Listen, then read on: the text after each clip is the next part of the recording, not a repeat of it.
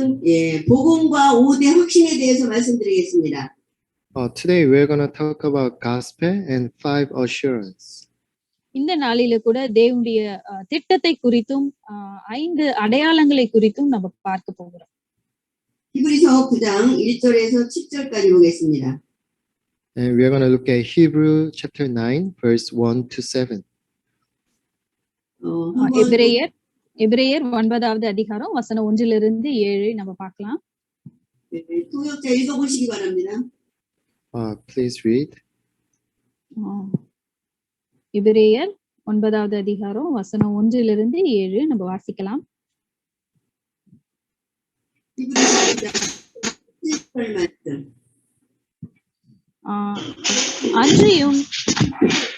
அன்றியும் முதலாம் உடன்படிக்கையானது ஆராதனைக்கேற்ற முறைமைகளும் பூமிக்குரிய பரிசுத்த ஸ்தலமும் உடையதாய் இருந்தது. எப்படி எனில் ஒரு கூடாரம் உண்டாக்கப்பட்டிருந்தது. அதன் முந்தின பாகத்தில் குத்து விளக்கும் மேஜையும் தேவ சமூக தப்பங்களும் இருந்தன. அது பரிசுத்த ஸ்தலம் எனப்படும். 2ஆம் திரைக்குள்ளே மகா பரிசுத்த ஸ்தலம் எனப்பட்ட கூடாரம் இருந்தது. அதிலே பொன்னார் செய்த தூப கலசமும் முழுவதும் பொற்கடு பொதிந்திருக்கப்பட்ட உடன்படிக்கை பெட்டியும் இருந்தன. அந்த பெட்டியிலே மன்னா வைக்கப்பட்ட பொற்பாத்திரமும் ஆரோனுடைய தளிர்ந்த கோலும் உடன்படிக்கையின் கற்பலகைகளும் இருந்தன. அதற்கு மேலே மகிமையுள்ள கேருபீன்கள் வைக்கப்பட்டு கிருபாசனத்தின் நிழலிட்டிருந்தன. இவைகளை குறித்து விவாமாய் பேச இப்பொழுது சமயமில்லை. இவைகள் இவ்விதமாய் ஆயத்தமாக்கப்பட்டிருக்க ஆசாரியர்கள் ஆராதனை முறைமைகளை நிறைவேற்றும்படிக்கு முதலாம் கூடாரத்திலே நித்தமும் பிரவேசிப்பார்கள். 2ஆம் கூடாரத்திலே பிரதான ஆசாரியன் மாத்திரம் வருஷத்திற்கு ஒரு தரம் இரத்தத்தோடே பிரவேசித்து அந்த இரத்தத்தை தனக்காகவும் ஜனங்களுடைய தப்பிதங்களுக்காகவும் செலுத்துவான். ஆமென். 9장 1절에서 7절은요. 첫 언약에도 섬기는 예법과 세상에 속한 성소가 있더라. 첫 언약 구약에 성소와 지성소가 있었습니다. So in verse 1 it says, now the first covenant had regulations for worship and also on earthly sanctuary. So it is talking about the first covenant here. இந்த இடத்துல முதலாம் உடன்படிக்கை குறித்து நம்ம பார்க்கிறோம். அந்த முதலாம் உடன்படிக்கையானது பாத்தீங்கன்னா ஆராதனைக்கேற்ற முறைமைகளும் பூமிக்குரிய பரிசுத்த ஸ்தலமும் உடையதாய் இருந்தது.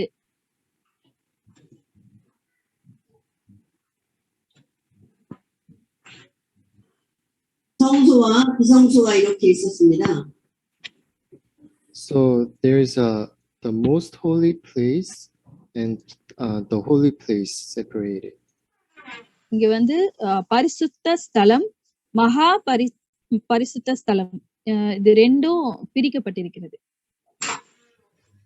여기 성소에는 여기 2절에 보는 것처럼 첫 장막에 그 안에 등잔대와 상과 진설병, 그래서 제사 드리는 기구들, 촛불과 떡상과 이런 것들이 여기는 비치되어 있었습니다. So within the holy place, if you see in verse 2, there is a lampstand, the table, and the consecrated bread. 2வது வசனத்துல பார்க்கும் பொழுது அந்த பரிசுத்த ஸ்தலத்துல ஒரு குத்து விளக்கும் மேஜையும் தேவ சமூகத்து அப்பங்களும் இருந்தது என்று பார்க்கிறோம். 그리고 이 지성소에는 언약궤 십계명이 있었습니다. 언약궤 속에. And in the most holy place, you can see the Ark of the Covenant and the stone tablets of the covenant. இந்த மகா பரிசுத்த ஸ்தலத்துல பார்த்தீங்கன்னா இந்த தேவனுடைய அந்த உடன்படிக்கை வைக்கப்பட்டிருந்தது. 그리고 만나가 있었습니다. 만나를 담은 항아리. And also, these are in verse 4. There's a gold jar of manna. அந்த இடத்துல வந்து ஒரு தங்க பொற்கலசத்துல பாத்தீங்கன்னா மன்னா வைக்கப்பட்டிருந்தது. 자, 다음에 쌍난 아론의 지팡이가 있었습니다. And also, there's a Aaron's staff that had been budded. Pardon? Aaron's staff, it's in verse 4, that had been budded.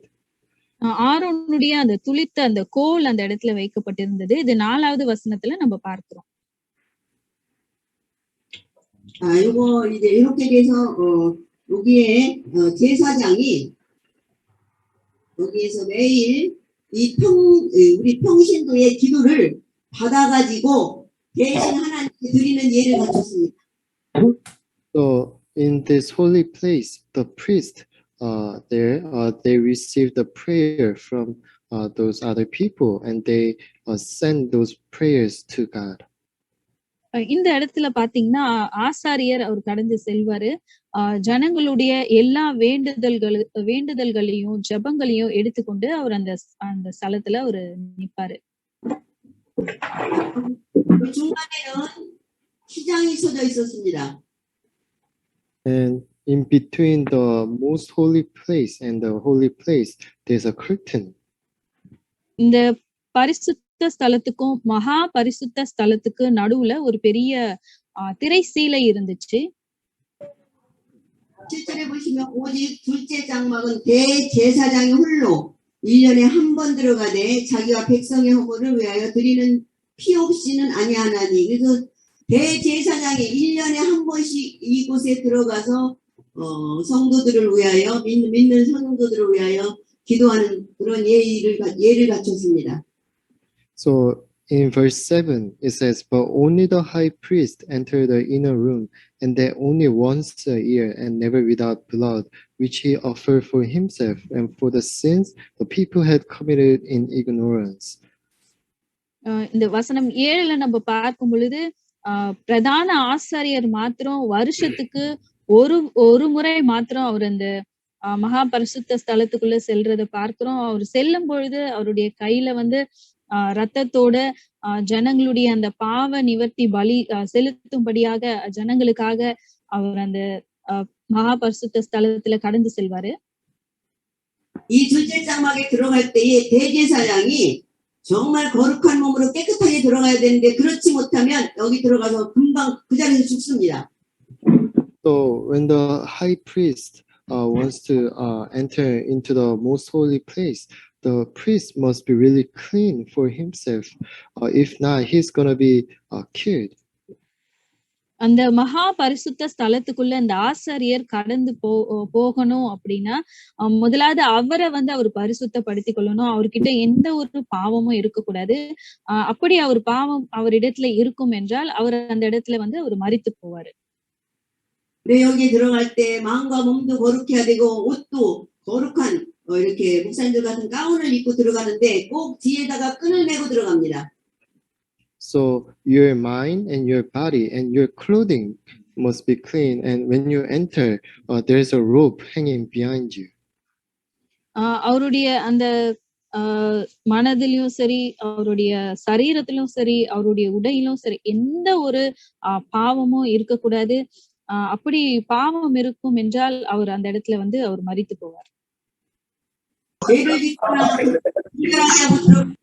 그 전에 즉석을 해서 죽기 때문에 끈을 통해서 끄집어내고 다른 제사장 거룩한 자를 다시 들여보내야 됐습니다. So there's a rope in your back. That the reason why it is because if you have sinned, then you're gonna be killed inside. So people outside can bring you out using that rope. அவருடைய இடுப்புல பாத்தீங்கன்னா ஒரு கயிறு வந்து கட்டியிருப்பாங்க. அவரு அந்த கயிறுல அதாவது அவரு தவறு செய்து பாவம் செய்து அவர் அந்த இடத்துல மரித்து விட்டார் என்றால் அந்த கயிறை பிடிச்சு அவங்க என்ன பண்ணுவாங்க, வெளியே இழுப்பாங்க அவரை. 여기는 여기까지만 설명하고 이따 예수 그리스도에 대해서 말씀드릴 때 좀 더 설명을 하겠습니다. So I will explain more about this place later on when we talk about Jesus Christ. இயேசு கிறிஸ்துவை குறித்து விரிவாக பேசும் பொழுது இந்த காரியத்தை குறித்து நான் உங்களுக்கு விளக்கமாக சொல்லுகிறேன். 그래서 오늘 먼저 구원의 길 말씀드리겠습니다. First, number one, we're going to talk about way for salvation. முதலாவது காரியம் நம்ம ரட்சிப்பினுடைய அந்த வழியை குறித்து நம்ம பார்க்க போறோம். The way of salvation, ரட்சிப்பினுடைய வழி. 자, 원래 인간에 대해서 말씀드립니다. First, original man. முதலாவது இந்த ஒரிஜினல் மேனை குறித்து நம்ம பார்க்க போறோம். 창세기 1장 27절. So Genesis chapter 1, verse 27. ஆதியாகமம் 1வது அதிகாரம் வசனம் 27. 모든 걸 창조하시고 인간을 마지막 창조하시면서 하나님의 형상대로 창조하셨습니다. So God created everything and he created man at the end, but he created man in his own image. தேவன் இந்த உலகத்துல எல்லாவற்றையும் படைத்த பிறகு கடைசியாக மனிதனை அவர் சிருஷ்டித்தாரு. மனிதனை வந்து தம்முடைய சாயலாக அவர் சிருஷ்டித்தாரு. 자, 하나님의 형상은 그리스도입니다. 고린도서 4장 4절. So in 2 Corinthians chapter 4, verse 4, it says that the God's image is Christ. இரண்டாவது கொரிந்தியர் 4வது அதிகாரம் 4வது வசனத்திலே இப்படியாய் சொல்லுகிறது, தேவனுடைய சாயல் தான் கிறிஸ்து என்று சொல்லப்பட்டிருக்கு.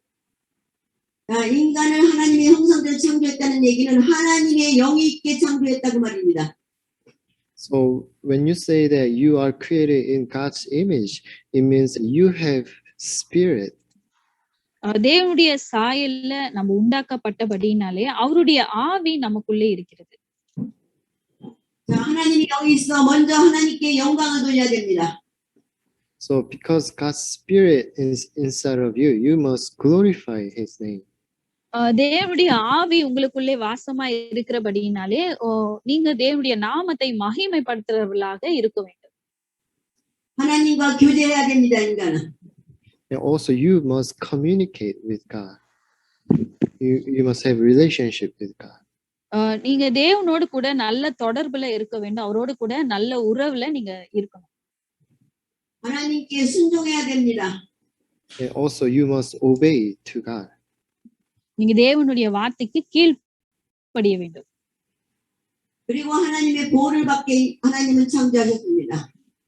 And if you do that, God will protect your life. அந்த மாதிரி நம்ம கீழ்ப்படியும் போது தேவன் நம்ம வந்து பாதுகாப்பாரு. 하나님과 함께하는 원래 인간은 에덴 동산에서 너무나 행복하게 이렇게 살았습니다. So when mankind are created to be with God inside of Eden, and they were happy back then. மனிதனை தேவன் தம்மோடு கூட இருக்கும்படியாக அந்த ஏதேன் தோட்டத்துல அவர் உண்டு பண்ணி வைத்தாரு.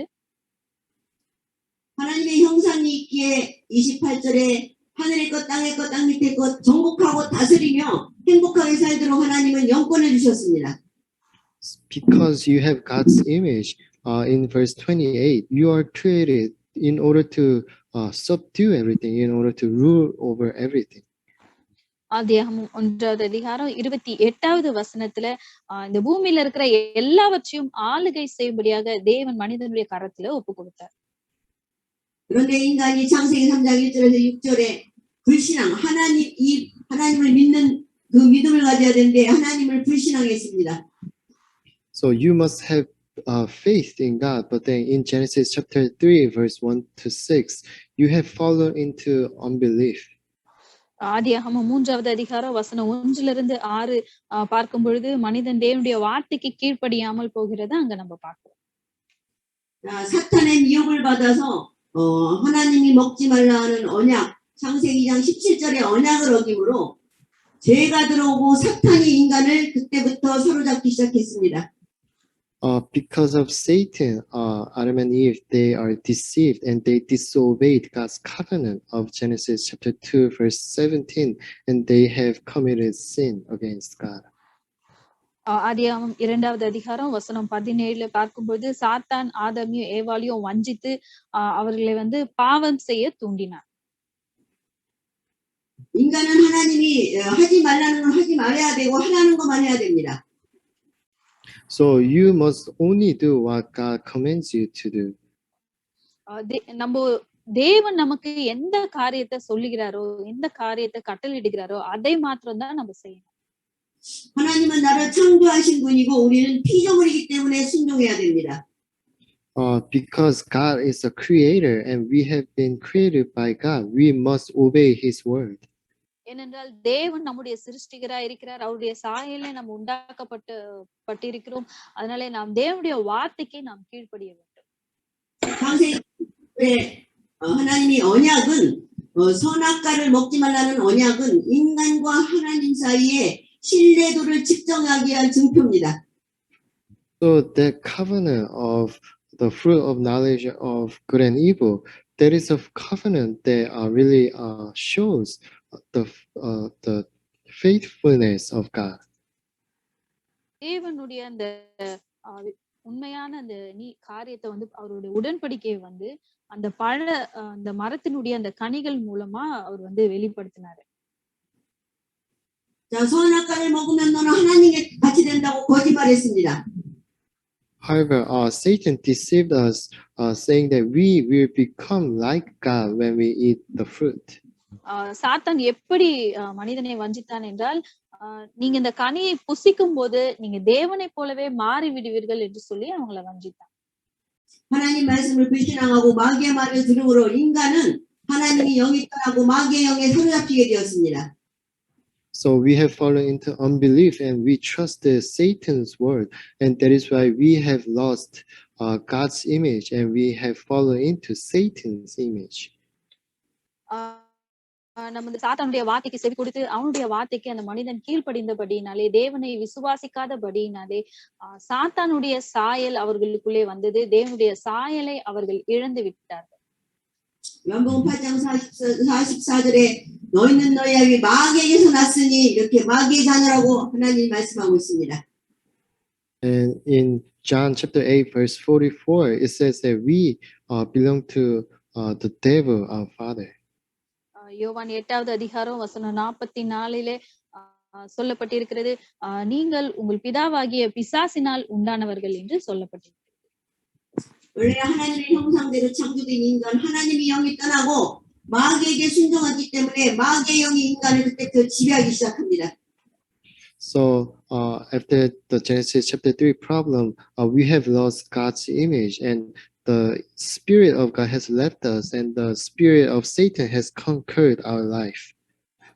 ஆதியாகமம் 3வது அதிகாரத்திலே சொல்லப்பட்டிருக்கிற அந்த பிரச்சனை மனிதனுக்குள்ளே கடந்து வந்த போது மனிதன் தேவனுடைய சாயலை இழந்து விட்டான், தேவனுடைய ஆவியை இழந்து விட்டான். சாத்தானுடைய ஆவி அவனுக்குள்ளே கடந்து வந்தது. 창세기 3장의 인간의 근본 문제, 원죄를 우리는 절대로 잊어버리면 안 됩니다. So we must never forget about this fundamental problem of Genesis chapter 3. ஆதியாகமம் 3வது அதிகாரத்திலே சொல்லப்பட்டிருக்கிற இந்த அடிப்படை பிரச்சனையை ஒரு நாளும் நாம் மறந்து விடக்கூடாது. 그래서 결과는 에베소서 2장 1절에서 3절 불신자로 육신주의로 타락하게 됩니다. And as a result, in Ephesians chapter 2 verse 1 to 3, we have fallen into non-believer. எபேசியர் 2வது அதிகாரம் வசனம் 1லிருந்து 3 ஒரு அவிசுவாசிகளை குறித்து இங்கே சொல்லப்பட்டிருக்கு. 에베소 2장 1절에서 1절에 3절을 한번 보겠습니다. So let's take a look at Ephesians chapter 2 verse 1 to 3. எபேசியர் 2வது அதிகாரம் வசனம் 1லிருந்து 3 எடுத்துக்கொள்ளுங்கள், நம்ம தியானிக்கலாம். 1절에 그는 허물과 죄로 죽었던 너희를 살리셨다. 허물과 죄, 원죄와 자범죄로 영이 완전히 죽은 우리를 예수님이 살리셨다고 말씀하고 있습니다. So in verse 1 it says, as for you, you were dead in your transgressions and sins. So we are dead because of the original sin and self-committed sins. வசனம் 1லே பார்க்கிறோம், அக்கிரமங்களினாலும் பாவங்களினாலும் மரித்தவர்களாய் இருந்த உங்களை உயிர்ப்பித்தார் என்று சொல்லி நம்ம பார்க்கிறோம். 자, 2절에 하나님을 떠났을 그때에 너희는 그 가운데 생하여 이 세상 풍조를 따르고 이 세상 풍속을 누가 만드냐? 사탄이 만들어서 사탄을 섬기게 만드는 게 세상 모든 풍속입니다. And in verse 2, it says, in which you used to live when you follow the ways of this world and of the ruler of the kingdom of the air, which represent Satan. வசனம் 2 அவைகளில் நீங்கள் முற்காலத்திலே இவ்வுலக வழக்கத்திற்கேற்றபடியாகவும் கீழ்ப்படியாமையின் பிள்ளைகளிடத்தில் இப்பொழுது கிரியை செய்கிற ஆகாயத்து அதிகார பிரபுவாகிய ஆவிக்கேற்றபடியாகவும் நடந்து கொண்டீர்கள். 하나님을 떠나 영적 고아가 된 인간은 너무나 살기 힘들고 저주와 고통 속에 있기 때문에 그저 하늘에 있는 것, 땅에 있는 것을 다 다스리고 정복하라 했는데 나무, 돌, 바다의 해와 모든 거를 그런 거를 하나님 대신 섬기고 살고 있습니다. So, because of that, we human beings have become spiritual orphans, and we are now under the suffering and hell problem. And we were created in order to rule over everything, but now we are serving everything. இந்த மனிதர்களாகிய நம்ம வந்து தேவன் எல்லாவற்றையும் ஆளுகை செய்யும்படியாக இந்த உலகத்துல அவர் உண்டு பண்ணினார். ஆனால் நம் கீழ்ப்படியாமல் போனதன் நிமித்தமாக இந்த உலகத்துல எல்லாவற்றிற்கும் நாம் அலைந்து திரிகிறவர்களாக கஷ்டப்படுகிறவர்களாக மாறிவிட்டோம். 생명도 없는 돌, 나무, 해, 달 이런 것들이 무슨 인간에게 도움을 주겠습니까? So those the stones and trees and suns and moons, how can they help human beings? ஒரு கல்லா இருக்கட்டும், ஒரு மரமா இருக்கட்டும், ஒரு கடவுளால உண்டாக்கப்பட்ட எந்த ஒரு பொருளா இருக்கட்டும், எப்படி இந்த பொருள்கள் மனிதனுக்கு உதவி செய்ய முடியும்? 그런데 놀랍게도 인간이 나무에 대해 절하고 돌한테 절하고 이렇게 절을 하고 섬길 때부터 그 안에 귀신이, 나무와 돌은 아무 힘이 없는데 거기에 역사하는 귀신이 역사해서 인간에게 무엇인가를 나타내기도 합니다. So mankind are serving stones, woods, and rocks, and the demons are working in that, and that is why we are getting power from stones and trees. இந்த கற்கள், மரங்கள், பாறைகள் இவைகளை மனிதன் வந்து ஆராதனை செய்து கொண்டிருக்கிறான். அது மாத்திரமல்ல, அவங்க ஆராதனை செய்ய தூண்டுகிற காரியங்கள் பார்த்தோன்னா அது பிசாசா இருக்கிறது. அப்போ மனிதன் வந்து அதை வேண்டும் பொழுது அந்த பிசாசனுடைய அந்த வல்லமை வந்து அதுல இருந்து வெளிப்படுகிறத நம்ம பார்க்கிறோம். 사탄마귀 귀신은 때로는 좋은 응답도 줄 때가 있습니다. So those answers from Satan and devils, they sometimes seem nice. பாத்தீங்கன்னா ஒரு சில நேரத்துல வந்து அவங்க ஜெபிக்கிற அந்த ஜெபத்துக்கு பதில் கொடுக்கும். அந்த பதில் அவங்களுக்கு கிடைக்கும் பொழுது அவங்களுக்கு அது நல்லதை போலதான் அவங்களுக்கு தெரியும். 인간들이 속는 것입니다. However, he is deceiving humankind. எப்படியானாலும் மனிதர்களை வஞ்சிக்கிறது தான் அவனுடைய வேலையா இருக்கிறது. 결국은 망하게 실패하게 만드는 게 사탄의 역사, 귀신의 역사입니다. So the work of devil and Satan, they will eventually make you fail. இந்த சாத்தானுடைய அந்த கிரியைகளை பார்க்கும் பொழுது, இந்த பிசாசனுடைய கிரியைகளை பார்க்கும் பொழுது கடைசியில அது வந்து நமக்கு தோல்வியை மட்டும்தான் கொடுக்கும்.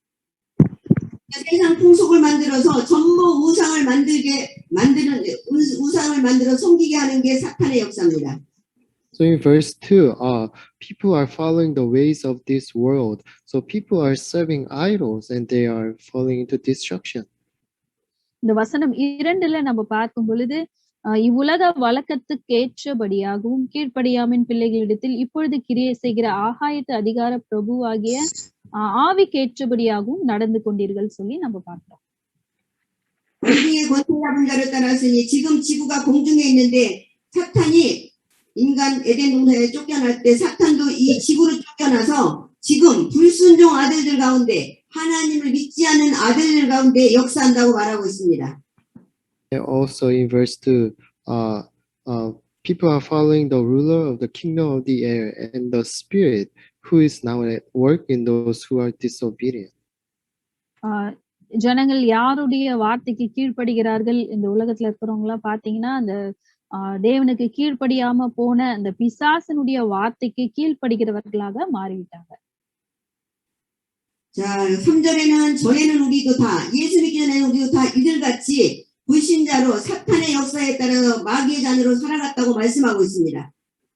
And also in verse 3, it says, all of us also lived among them at one time, gratifying the cravings of our sinful nature. வசனம் 3ல நம்ம பார்க்கும்போது அவர்களுக்குள்ளே நாம் எல்லாரும் முற்காலத்திலே நமது மாம்ச இச்சையின்படியே நடந்து நமது மாம்சமும் மனசும் விரும்பினவைகளை செய்துன்னு சொல்லி நம்ம பார்க்கிறோம். 육체가 원하는 대로 육체 욕심을 따라 지내며 육체와 마음이 원하는 것을 하고 사는데 그들은 본질상 진노, 지옥 갈 수밖에 없는 그러한 인간으로 하나님께서 저주를 받았다고 말씀하고 있습니다. So verse 3, so and following its desires and thoughts, like the rest, we were by nature objects of wrath. வசனம் 3ல பார்க்கும்போது நமது மாம்சமும் மனசும் விரும்பினவர்களை செய்து சுபாவத்தினாலே மற்றவர்களை போல கோபாக்கினியின் பிள்ளைகளாய் இருந்தோம். 그래서 하나님이 이렇게 사탄에게 매여 종노릇하는 인간이 이처럼 불쌍하사 이처럼 사랑하사 해결책을 주셨습니다. So mankind were under so much suffering because of Satan and sin. That is why God gave us a solution. மனிதன் பாத்தீங்கன்னா பாவத்தினாலும் பிசாசினுடைய அந்த கிரியையினாலும் மிகுந்த வேதனைக்குள்ள இருந்து கொண்டே இருக்கிறான். அதனாலே தான் தேவன் நமக்கு ஒரு சொல்யூஷனை கொடுத்தார். 로마서 5장 8절에 그리스도를 이 땅에 보내시기로 작정하시고 예수 그리스도를 신하게 보내셨습니다. So in Rome chapter 5 verse 8, God sent Christ so that he can solve our sins. ரோமர் 5வது அதிகாரம் வசனம் 8ல பார்க்கும் பொழுது தேவன் தம் கிறிஸ்துவை நமக்காக அனுப்பினார். 우리가 아직 죄인 되었을 때, 사탄에 잡혀 죄인 되었을 때 그리스도께서 이 땅에 오셔서 십자가의 죽으심으로 하나님의 사랑을 확증하셨습니다. So in verse 8, while we were still sinners, Christ died on the cross for our sin. ரோமர் 5வது அதிகாரம் 8வது வசனத்துல பார்க்கும்போது நாம் பாவிகளா இருக்கும்போது கிறிஸ்து நமக்காக மரித்தார் என்று சொல்லி நம்ம பார்க்கிறோம். 요한복음 1장 12절 하나님을 그 예수 그리스도를 영접하면 하나님의 자녀가 되는 것입니다.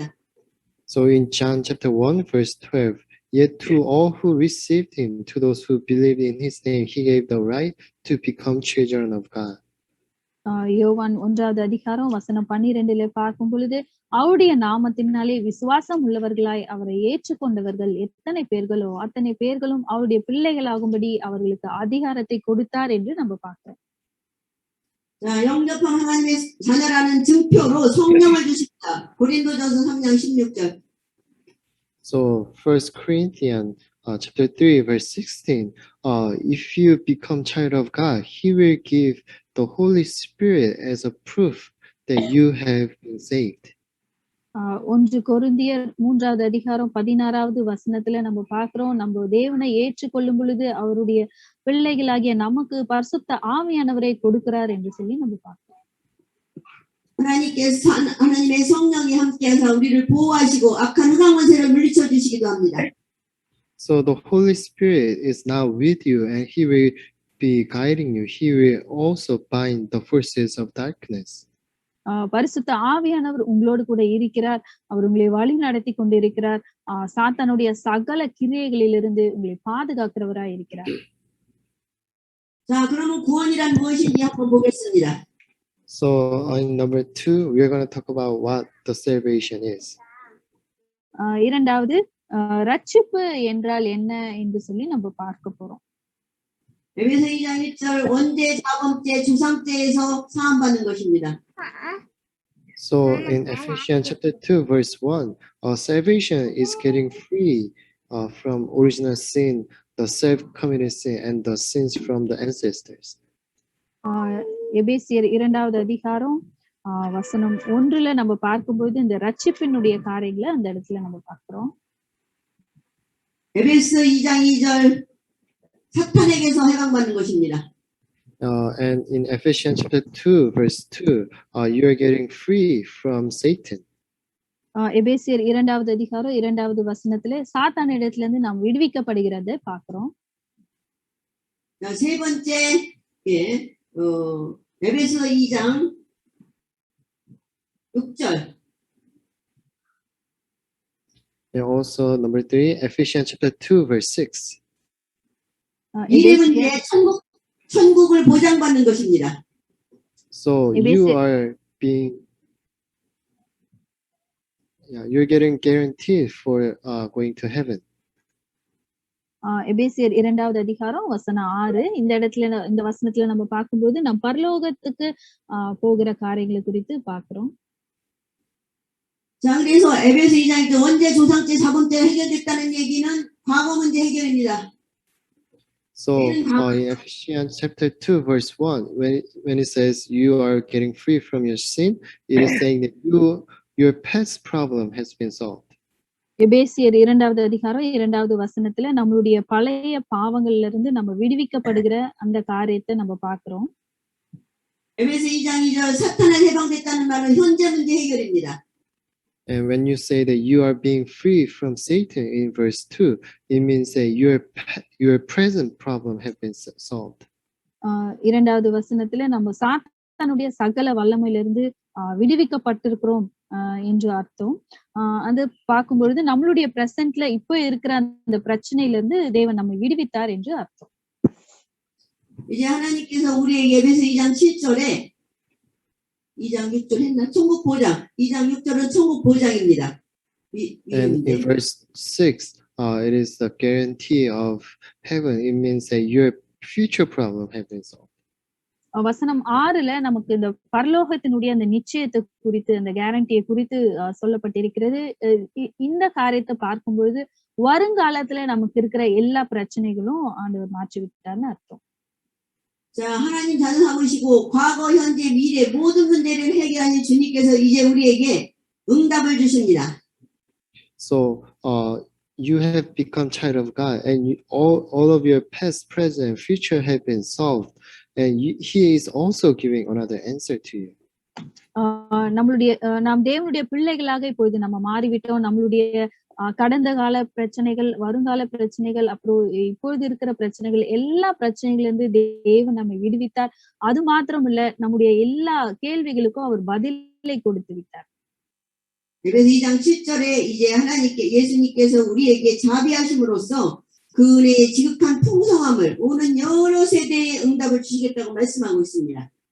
So in verse 7, it says, in order that in the coming ages he might show the incomparable riches of his grace expressed in his kindness to us in Christ Jesus.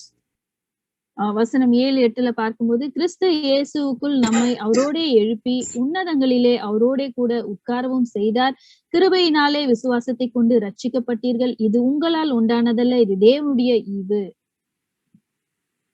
지금까지 마귀의 자녀로 불신자로 살아온 우리는 여러 가지 구원은 예수를 영접하고 구원은 받았지만 여러 가지 문제가 많이 있습니다. So we once lived as a child of Satan, and we are now saved. However, we are still suffering. இப்பொழுது நாம் சாத்தானுக்கு அடிமைகள் கிடையாது, அவனுடைய பிள்ளைகள் கிடையாது. இப்பொழுது நாம் ரட்சிக்கப்பட்டிருக்கிறோம், நாம் பாதுகாக்கப்பட்டிருக்கிறோம். 그래서 말씀을 통하여 나의 모습을 비춰보고 하나님 말씀에 잘못된 것들을 하나하나 고쳐 나가야 됩니다.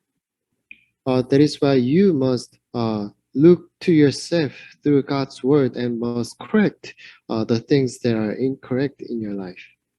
அதனாலே ஒவ்வொரு நாளும் தேவனுடைய வார்த்தையின் படி நம்ம வாழ்றோமா, தேவனுடைய வார்த்தை நம்முடைய வாழ்க்கையில கிரியை செய்கிறதா, இந்த காரியத்தை நம்மளை குறித்து ஆராய்ந்து பார்க்க வேண்டும். 하나님 말씀을 듣고 고치려고 내 마음으로 고치려고 하는데 오랫동안 체질된 것들은 그렇게 쉽게 고쳐지지를 않습니다. So even if you try to fix those incorrect things in your life, it's going to be really, really difficult because they are being your nature. உங்களுடைய வாழ்க்கையிலே மாற்ற வேண்டிய காரியத்தை நீங்கள் மாற்றி உங்களை நீங்களே சரி செய்து கொள்ள வேண்டும். 내 능력으로 고쳐지지 않기 때문에 하나님 앞에 계속 나의 그 문제를 놓고 기도해서 하나님의 은혜로 우리를 고쳐야 됩니다. So because it is impossible to solve with our own effort, you must pray to God so that He can solve those problems. இது நம்மளுடைய பலத்தினால இந்த காரியத்தை சரி செய்வது சுலபமான காரியம் கிடையாது. தேவனுடைய பலத்தினாலே மட்டும்தான் இந்த காரியத்தை நம்ம சரி செய்து கொள்ள முடியும். அதனாலே தேவனுடைய உதவியை நீங்கள் கேட்க வேண்டும். 말씀을 듣고 은혜를 받고 나의 잘못된 것도 깨닫고 하나님이 주신 은혜도 누리기 위하여 우리는 지속적으로 말씀과 기도를 해야 됩니다. 구원받은 자는. So if you want to really receive grace from God and really gain His grace so that your problems can be solved, in order to do that, you must continuously pray and worship. உங்களுடைய வாழ்க்கையில தேவனுடைய கிருபையை நீங்கள் பெற்றுக்கொள்ள வேண்டும் என்றால், உங்களுடைய வாழ்க்கையில இருக்கிற பிரச்சனைகள் எல்லாம் மாற வேண்டும் என்றால், தேவனிடத்திலே தொடர்ந்து நீங்கள் ஜெபிக்க வேண்டும். தொடர்ந்து நீங்க ஜெபிக்கும் பொழுது உங்களுடைய வாழ்க்கையில இருக்கிற எல்லா பிரச்சனைகளையும் தேவன் மாற்றி விடுவார். 축복을 많이 받으려면 말씀과 기도 속에 모든 걸 깨닫고 하나님 앞에 날마다 기도해서 하나님 보시기에 합한 자가 되어야 응답을 많이 받고 축복을 먼저 받습니다. So if you want to really receive a blessing, you must continuously worship God and pray to God, and you must stand before God so that you may look good in His eye. உங்களுக்கு தேவனுடைய ஆசீர்வாதம் உங்க வாழ்க்கையில வேணும்னு பாத்தீங்கன்னா, நீங்க தேவனுடைய சமூகத்துல நீங்க நிற்கிறவர்களாக இருக்க வேண்டும். அது மாத்திரமல்ல, தொடர்ந்து அவரை துதித்து ஆராதனை செய்கிறவர்களாக நீங்க இருக்கணும். 모든 것은 미래, 과거, 현재, 천국까지 보장해놨기 때문에 내가 얼마나 변화되느냐에 따라서 이 땅에서 축복을 받고 하늘의 의의 상급을 쌓는 것입니다. So already all your problems of past, present, and future have been solved. So you must really stand before God and really worship Him so that you can really get reward in heaven. உங்களுடைய பிரச்சனைகள், உங்களுடைய எதிர்கால பிரச்சனை, நடந்த நிகழ்கால பிரச்சனை, கடந்த கால பிரச்சனை, எல்லா பிரச்சனைகளையும் தேவன் அவரை சால்வ் பண்ணி விட்டாரு. அதனால நீங்க எப்பொழுதுமே சந்தோஷத்தோட தேவனுடைய சமூகத்துல நின்று அவரை துதித்து ஆராதிக்கலாம். இப்படி நீங்கள் அவரை ஆராதிக்கும் பொழுது கண்டிப்பாக ஒரு நாள் அந்த பரலோகத்துல அதனுடைய ரிவார்டை நீங்கள் பெற்றுக்கொள்ள முடியும். 세 번째 복음이 무엇이냐면요. 복음은 그리스도의 죽으심과 부활을 말씀하고 있습니다. So number 3, what is gospel? God is the death and resurrection of Christ. மூன்றாவதாக சுவிசேஷம் என்றால் என்ன? தேவன் நமக்காக மரித்தார், நமக்காக அவர் உயிரோடு கூட எழுந்தார். 복음은 기쁜 소식입니다. So gospel, it means the good news. Gospel அப்படின்னா என்னன்னா தேவனுடைய அந்த நற்செய்தி. 왜요? 영생의 소식이기 때문에요. It is because it is the news about the eternal life. இது நித்திய ஜீவனை குறித்த நற்செய்தி. 창세기 3장에 원죄를 가진 인간은 누구나 다 죽을 수밖에 없고 지옥 갈 수밖에 없는 인간입니다. So all human beings are under Genesis chapter 3 problem. So one day everyone must face death and hell. இந்த உலகத்துல இருக்கிற எல்லா மனிதர்களும் ஆதியாகமம் 3வது அதிகாரத்துல சொல்லப்பட்டிருக்கிற அந்த அடிப்படை பாவத்துல விழுந்து போனதுபடினாலே அவங்க எல்லாருக்கும் ஒரு நாள் மரணம் கண்டிப்பா சம்பவிக்கும்.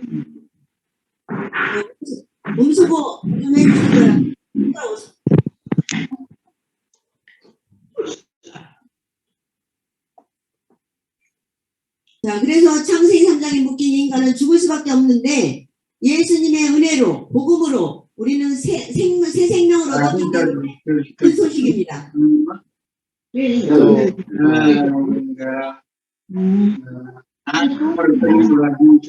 말씀하세요. 그 음수고 좀 해달라고.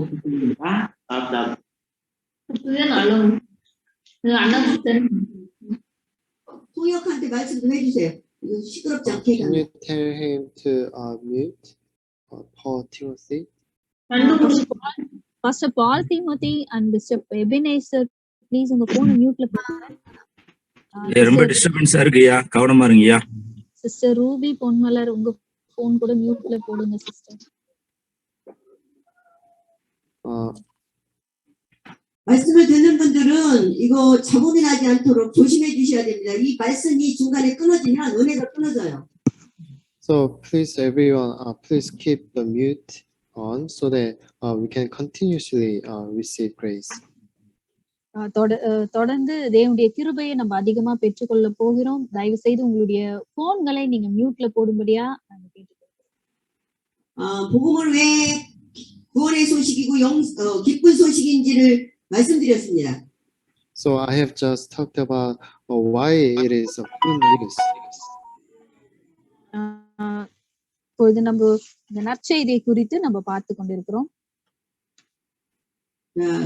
복음은 영생의 소식입니다. 영생의 소식. So gospel it is, 영생을 얻는 영생의 소식입니다. so we had no choice but to die, but then because of gospel we have gained eternal life. நமக்கு இந்த பாவம் செய்தபடினாலே நம்முடைய வாழ்க்கையில மரணம் நிச்சயம். ஆனால் இந்த மரணத்திலிருந்து தப்பிக்கொள்ளும்படியாக தேவன் தம்முடைய இந்த சுவிசேஷத்தை நமக்கு அனுப்பினார். 영원한 생명의 주인이 그럼 누구십니까? 예수 그리스도입니다. And we have gained this eternal life through Jesus Christ. இந்த நித்திய ஜீவனை இயேசு கிறிஸ்துவின் மூலமாக நம்ம பெற்றுக்கொண்டோம். 그래서 이 예수 그리스도께서 이 땅에 예수님은 마태복음 1장 21절에 자기 백성을 구원할 이름 여호와의 구원의 이름을 가지고 오셨습니다. So in Matthew chapter 1 verse 21, Jesus means the one who will save his people from their sins. மத்தேயு 1வது அதிகாரம் 21வது வசனத்திலே நம்ம பார்க்கும் பொழுது இயேசு கிறிஸ்து யார் என்றால் அவர் இந்த ஜனங்களை பாவத்திலிருந்து மீட்டெடுக்க வந்த ரட்சகர் என்று சொல்லி பார்க்கிறோம். 그래서 여호와의 구원 그분이 이 땅에 오셔서 구원자로 오셔서 자 메시아 구약에는 메시아라고 말하고 있습니다. So Jesus is Savior, and in the Old Testament he is called Messiah. இயேசு கிறிஸ்து நம்முடைய ரட்சகர். பழைய ஏற்பாட்டில பார்க்கும் பொழுது அவர் மேசியா என்று சொல்லப்படுகிறார். 신약에는 그리스도입니다. In the New Testament it is Christ. புதிய ஏற்பாட்டிலே அவர் கிறிஸ்து என்று சொல்லப்படுகிறார். 요한복음 1장 41절에 보면 메시아는 히브리어고 그리스도는 헬라어입니다. So in John chapter 1 it says that the Christ is Hebrew and the Messiah Christ is the Messiah is the Hebrew. யோவான் 1வது அதிகாரத்துல நம்ம பார்க்கிறோம் இந்த கிறிஸ்துவை குறித்து அங்க சொல்லப்பட்டிருக்கிறது. மேசியா என்ற அந்த வார்த்தை வந்து எபிரேய மொழியிலிருந்து எடுக்கப்பட்ட வார்த்தை. 메시아 그리스도 이분의 뜻은 기름 부음을 받은 자, 그분이 그리스도로 오셔서 기름 부음을 받은 자입니다. So the Christ and Messiah, they mean the same thing. They mean the one who has been anointed. கிறிஸ்து மேசியா இந்த ரெண்டு பெயர்களுக்கும் ஒரே அர்த்தம் தான், அபிஷேகிக்கப்பட்டவர். 기름을 받았다는 얘기는 성령을 받은 자라 그 뜻입니다. So when you say that you have been anointed, it means that you have been filled by the Holy Spirit. அபிஷேகிக்கப்பட்டவர் என்று அதுக்கு என்ன அர்த்தம் என்றால் பரிசுத்த ஆவியானுடைய அந்த அபிஷேகத்துல அவர் நிரப்பப்பட்டவர். 구약에 선지자 제사장 왕이 있었습니다. So there were king, priest, and prophet in the Old Testament. பழைய ஏற்பாட்டில பார்க்கும் பொழுது ஒரு ராஜ 이들에게 기름 부음을 부어서 예수님이 오시기 전까지 선지자 제사장 왕의 사역을 감당하게 했습니다. So before Christ came, the priest, prophet, and king, they have been anointed.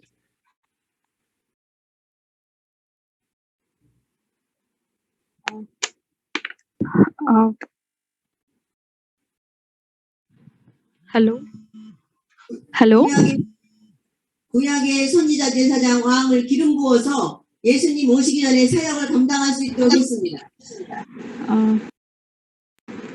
pardon. Somebody called me, so I have. Okay. In the Old Testament, the king, priest, and prophet, they have been anointed. பழைய ஏற்பாட்டுல பார்க்கும் பொழுது ராஜாவாக அதுக்கப்புறம் வந்து ஆசாரியர், அதுக்கப்புறம் வந்து தீர்க்கதரிசி, இவர்கள் மாத்திரமே அவங்க வந்து அபிஷேகிக்கப்பட்டவங்களா இருப்பாங்க. 그런데 이 사람으로 세운 선지자 제사장 왕들은 말라기서에 보면 전부 타락해서 하나님 뜻에 맞지 않았습니다.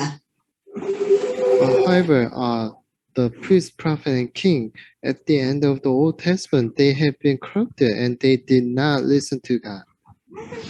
பழைய ஏற்பாட்டுல பார்க்கும் பொழுது இந்த ராஜாவாக அபிஷேகிக்கப்பட்டவர்கள், ஆசாரியர்களாக இருக்கிறவங்க, தீர்க்கதரிசிகளா இருக்கிறவங்க தேவனுடைய வார்த்தைக்கு அவங்க செவி கொடுக்காமல் இருந்தாங்க.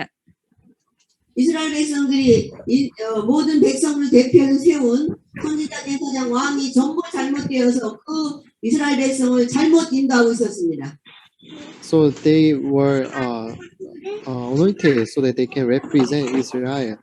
However, they have become corrupted, and that is why all the Israelites they have also become corrupted. இந்த தீர்க்கதரிசிகள் அப்புறம் ஆசாரியர், அந்த ராஜா, அவர்கள் வந்து தேவனுடைய வார்த்தைக்கு அவங்க செவி கொடுக்காமல் இருந்தாங்க. அதனாலதான் பழைய காலத்துல அந்த காலத்துல இருந்த அந்த ஜனங்களும் ஆண்டவருடைய வார்த்தைக்கு செவி கொடுக்காம இருந்தாங்க. 제사장들이 병든 양소, 절름발이 이런 것들을 하나님께 드리고 그렇게 하나님 앞에 잘못을 많이 저질렀습니다. So they committed so many sins against God, such as worshiping God with those sick animals. அவர்கள் வந்து நிறைய அந்த பாவங்களை அவங்க செய்தபடினாலே அவங்க பாவத்துக்காக அவங்க நிவர்த்தி பலி செய்யும்படியாக விலங்குகளை, அதாவது அனிமல்ஸ் எல்லாம் வந்து அவங்க வந்து சாக்ரிஃபைஸ் பண்ணாங்க. 하나님께서 이 성전문을 닫으라고 말씀하고 있습니다. That is why God commanded to close down the temple. அதனாலதான் தேவன் வந்து அவங்களுக்கு கட்டளை கொடுத்தாரு, அந்த தேவாலயத்தை அவர் மூடி போட்டாரு. 그래서 하나님께서 선민에게 이제는 하나님 말씀이 내려오지 않고 400년 동안을 이스라엘 백성에게 하나님 말씀이 선포되지 않았습니다.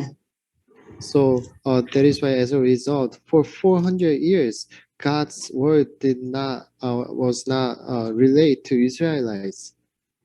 அதனால்தான் இஸ்ரவேலர்களுக்கு 400 வருஷம் தேவனுடைய வார்த்தையை கேட்க முடியாமல் போயிடுச்சு. 그래서 이스라엘 역사 속에 그것을 암흑기라고 말합니다. So that's why they call this age the dark age. அதனால தான் அந்த நாட்களை அவங்க வந்து ஒரு டார்க் ஏஜ் அப்படின்னு அவங்க சொன்னாங்க. 그래서 하나님께서 이제 너의 인간으로는 안 되겠구나. 이제 예수님이 참 제사장, 참 선지자, 참 왕으로 이 땅에 오시겠다고 말씀하고 있습니다. So because human beings, they cannot do the work of priest, prophet, and king, that is why God sent Christ so that he can do the work of priest, prophet, and king.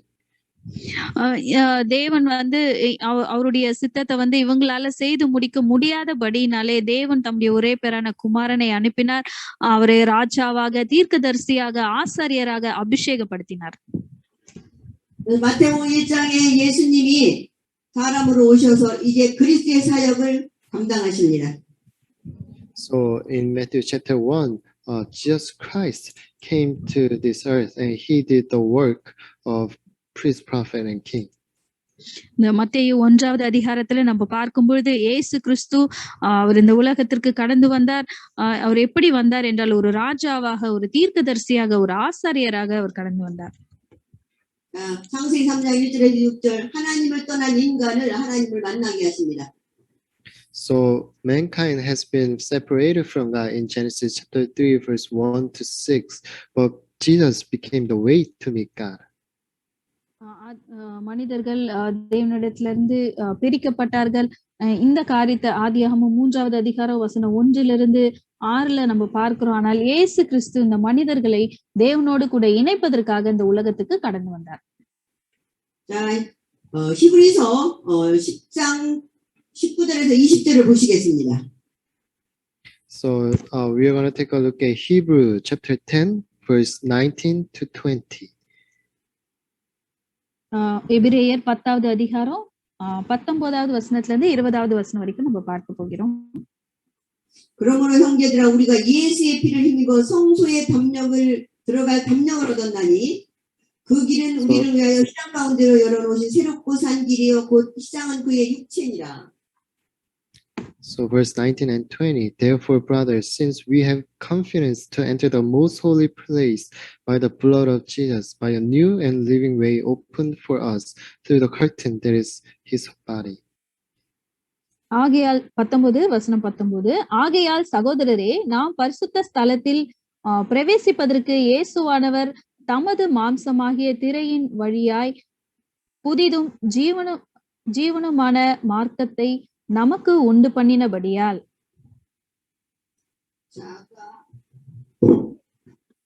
말씀드려 말았는데 예수님이 십자가에서 돌아가실 때에 이 성소 시장이 이렇게 쳐져서 대제사장이 1년에 한 번씩만 들어갔었습니다.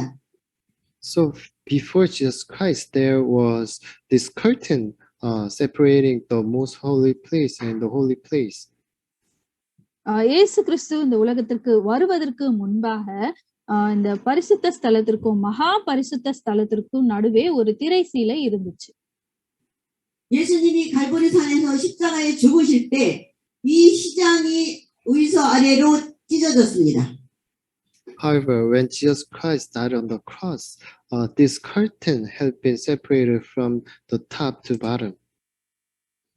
இயேசு கிறிஸ்து சிலுவையில் அறையப்பட்ட உடனே இந்த தேவாலயத்தினுடைய அந்த திரை சீலை இரண்டாக கிழிக்கப்பட்டது. 마태복음 27장 51절에 보시면 50절에서 51절에 보시면 예수께서 다시 크게 소리를 지르시고 영혼이 떠나시니라. 이에 성소 시장이 위로부터 아래로 찢어져 둘이 되고 땅이 진동하며 바위가 터지고. 그래서 예수님이 육체를 죽으실 때 시장이 찢어졌다고 마태복음 27장 51절에 말씀하고 있습니다. So in Matthew chapter 27 verse 50 it says, and when Jesus had cried out again in a loud voice, he gave up his spirit. At that moment the curtain of the temple was torn in two from top to bottom. மத்தேயு 27வது அதிகாரம் வசனம் 50ல நம்ம பார்க்கும் பொழுது இயேசு மகா சத்தமாய் கூப்பிட்டு ஆவியை விட்டார். அப்பொழுது தேவாலயத்தின் திரை சிலை மேல் தொடங்கி கீழ் வரைக்கும் இரண்டாக கிழிந்தது. 예수님이 육체가 십자가에 돌아가실 때 1년에 한 번씩 대제사장이 들어가서 우리를 위해서 기도했는데 이 시장이 찢어짐으로 우리 평신도도 가서 평성도도 가서 예수님 이름으로 기도할 수 있는 문이 열렸다 그 말입니다. So this is saying that before Christ, the priests only were allowed to enter into the most holy place once a year. But then after Christ, the curtain has been torn down. So everyone can anytime enter into the most holy place. இயேசு கிறிஸ்து இந்த உலகத்திற்கு வருவதற்கு முன்பாக பார்க்கும் பொழுது வருடத்திற்கு ஒரு முறை மாத்திரம்தான் அந்த மகா பரிசுத்த ஸ்தலத்துக்குள்ள ஆசாரியன் போக முடியும். ஆனால் இயேசு கிறிஸ்து மரித்ததுக்கு பிறகு எல்லாரும் எந்த நேரத்துல எப்போ வேணாலும் தேவனுடைய சமூகத்துல செல்லும்படியான அந்த காரியம் நமக்கு கிடைச்சிச்சு. 그래서 우리는 지금은 제사장을 통과하지 아니하고 우리는 예수님의 이름으로 직접 기도할 수 있는 문이 열려진 것입니다.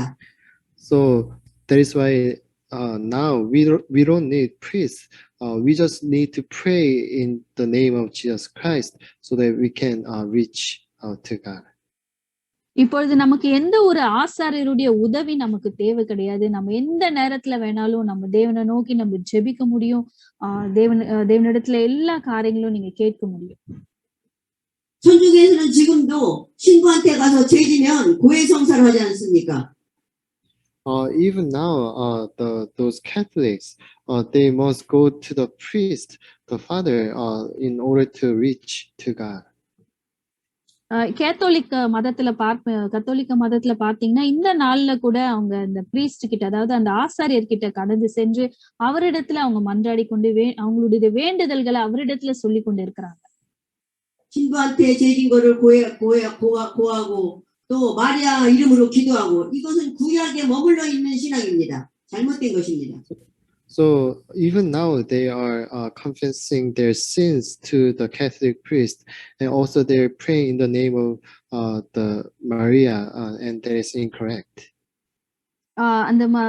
இப்பொழுது கூட அந்த கேத்தோலிக் அந்த ஆசாரியர்களிடத்துல அவங்க கடந்து சென்று அவங்களுடைய பாவ அறிக்கைகளை அவரிடத்துல சொல்றாங்க. அது மாத்திரம் இல்ல, அவங்க மரியாள் இடத்துல வந்து அவங்க வேண்டிக் கொள்றாங்க.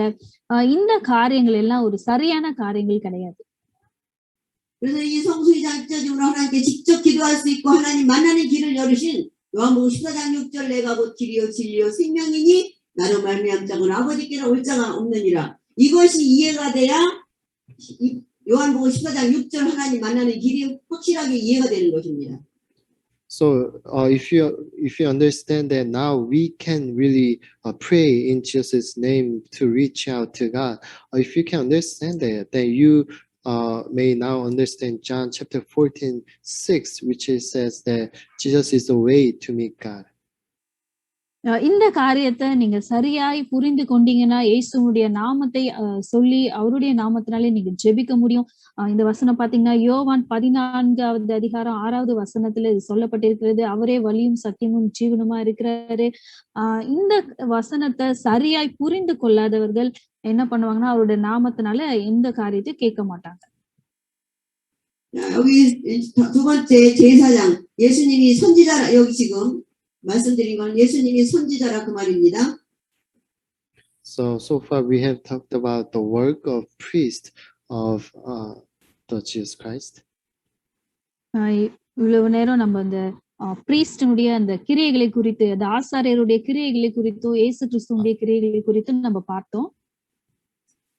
하나님을 떠난 인간 로마 3장 23절에 모든 사람이 죄인이라 하나님께 영광 돌릴 수 없는 사람으로 전락했습니다. So everyone has been separated from God and they become sinners. இந்த உலகத்துல எல்லாரும் பாவம் செய்து தேவனுடைய மகிமையற்றவர்களாய் இருக்கிறாங்க. 그런데 예수님께서 히브리서 9장 12절에 염소와 송아지의 피로 아니하고 구약엔 계속 염소와 송아지로 제사를 드렸습니다. So however, Hebrews chapter 9 verse 12, in the Old Testament, everyone must worship God with this blood of animals.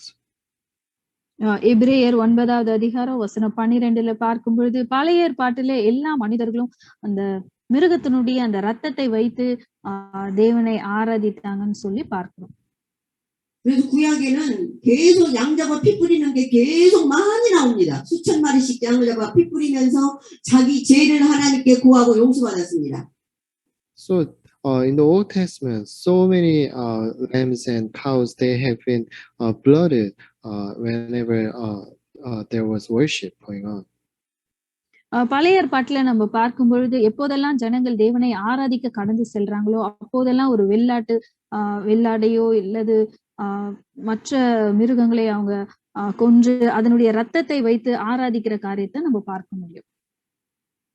그런데 예수님께서 이제 그런 염소와 12절에 염소와 송아지의 피로 아니하고 오직 자기의 피 예수 그리스도의 피로 영원한 속죄를 이루사 단번에 성소에 들어가셨느니라. 예수님이 완전히 우리의 죄를 영원히 속죄를 시켰습니다.